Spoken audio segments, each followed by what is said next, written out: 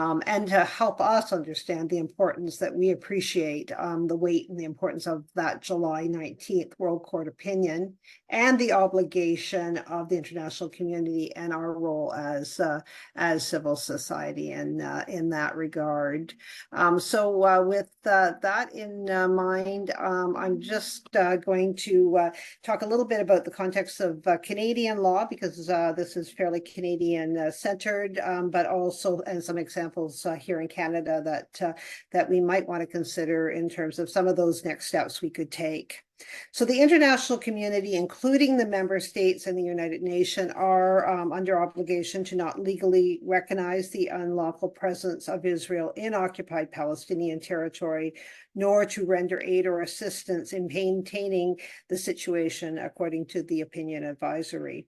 This places the duty of implementing this squarely on the shoulders of the international community. Now, Canada's long-standing foreign policy has concurred that the Israeli settlements are illegal. That said, Canada most often does not seem to follow its own policy, whether it's voting at the United Nations or if it's in its own actions domestically. Regarding the United Nations General Assembly request to the court for this advisory opinion, a record number of over 50 states and international organizations filed briefs giving their perspective on the issue the case raised. This happened a year ago, last summer, where the court received those submissions. This included countries that opposed the court having any jurisdiction or authority over it. Among them, not surprisingly, the United States, the United Kingdom, and others. Canada offered perhaps the most pathetic and embarrassing submission. Specifically, Canada's very brief submission said that Israel had not provided consent to the process, therefore the court should not provide an advisory opinion.